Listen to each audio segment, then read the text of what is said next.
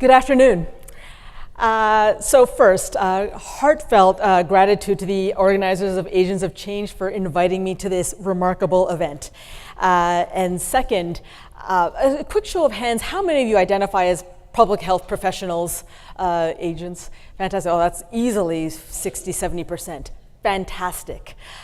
Throughout history, successful, impactful public health campaigns have saved millions of lives worldwide, from smallpox vaccinations to seatbelts. And today, in the wake of the current public health crisis inflamed by opioids and addiction more broadly, we need public health champions now more than ever. Let me introduce to you a gentleman who desperately needed a successful partnership between public health, medicine, mental health, and other community partners. I first met Brian when I was a primary care doctor to Boston's homeless population.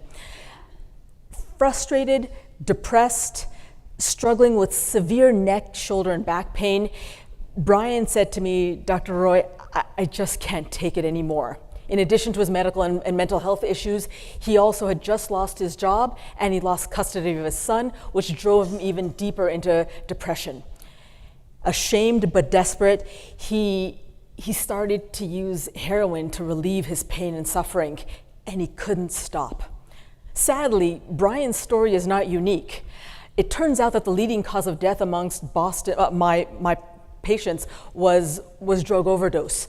And when that data came out in about 2013, it completely transformed the way that I provided care. More about that later. So a brief overview on the scope of the problem. So this is what the country looked like in '99. Okay, the red areas being representing overdose deaths per 100,000. And then a mere 15 years later, this is the landscape of the country. So, and I'm sad to tell you, ladies and gentlemen, that is 2014. Today, 2018, easily 70% of that map is going to be deep red. So, the true causes of addiction. How many people are familiar with the addiction tree? I'll show you this. So I saw this online and I kind of modified it. So we all know about, when we think of addictions, we think of substances, right? Like tobacco, alcohol, heroin, cocaine. But then there's also gambling, video games, smartphones, and then food. Got caffeine. How many people have already had coffee? Bread, Oprah. but who doesn't love bread? And of course, my vice, sweets. And yeah, I'm a Canadian, but that's not why I put up donuts. I could have easily put up chocolate cake. But let's be really honest here. The true causes of why we go to these items, objects, activities, it's actually not the smartphone itself that's the problem, or the drug.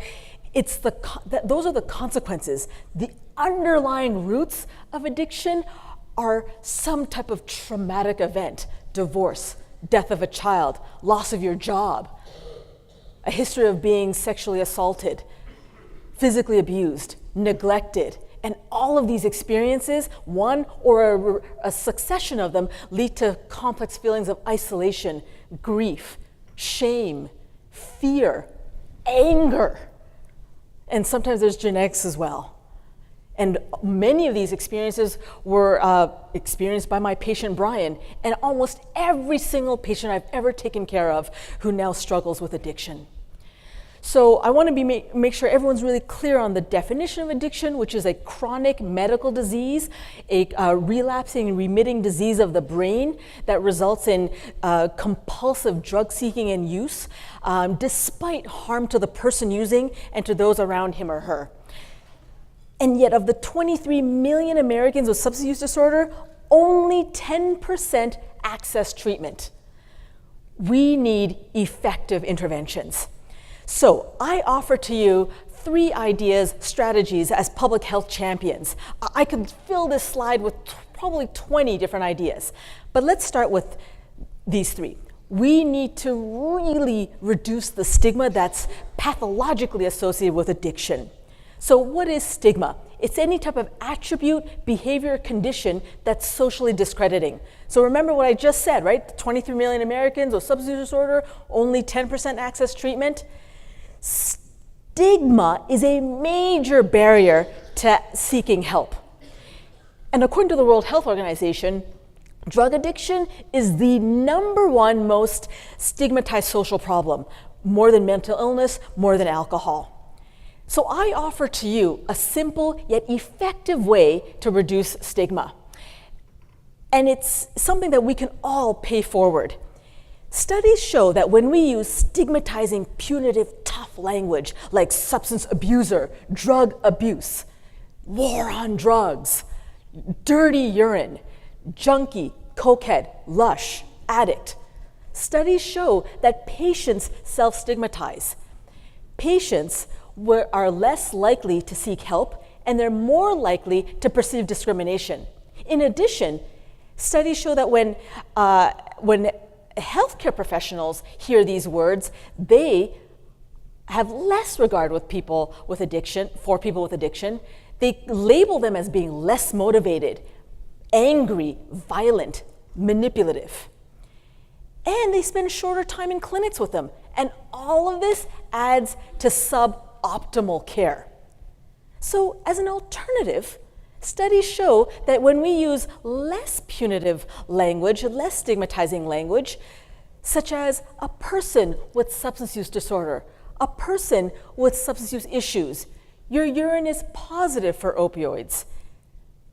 Studies show that when we use this type of language that's less judgmental, more compassionate, patients actually are more likely to, feel respected, they feel less judged, and it improves the relationship between the clinician and the patient or client, and they are more likely to seek care. Another idea and strategy I think is really important is the idea of widespread naloxone, and in doing so in a creative and yet pervasive, widely accessible way. So every time a patient gets an opioid prescription, and by the way, opioid medications are still clinically indicated for many patients who have acute and chronic pain. But every time that patient gets a prescription for a Percocet, Vicodin, Dilaudid, they need to also get nasal Narcan or some type of naloxone. In addition, so that's on the individual level, then on the community level, we need to make sure that naloxone is widely accessible out in the communities. You guys know AEDs, right? Everyone knows what a defibrillator is, an AED is. They're in schools, they're in airports. We need to do the same thing with naloxone. And in fact, a group in Rhode Island has already created what's called the Nalox box. In order to do this and be successful, we need to make sure there's widespread naloxone training in the community. Last, and most certainly not least, as a strategy for really helping people and saving lives, is we need to really reduce this egregious treatment gap. And that is, a major way to do so is by offering medications which then allow recovery. So the data is very clear. Medications for addiction treatments such as methadone, buprenorphine, and more recently naltrexone have been shown to reduce relapse, reduce overdose deaths, reduce healthcare and criminal justice costs. That data is very, very clear. And yet only 20% of people with opioid use disorder get access to this evidence-based treatment. But let me share with you a successful pilot from the world's oldest and one of the world's oldest and largest public health departments. The New York City Department of Health and Mental Hygiene created a pilot in 2017 where they trained and funded 12 primary care clinics in all 5 boroughs of New York City.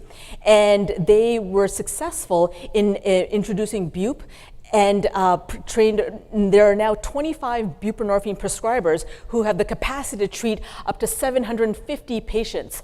And to me, I look at that not as a number, but rather that's potentially 750 lives saved. So what happened to my patient, Brian? The first thing I said to Brian was, thank you for coming in to see me and for sharing your story.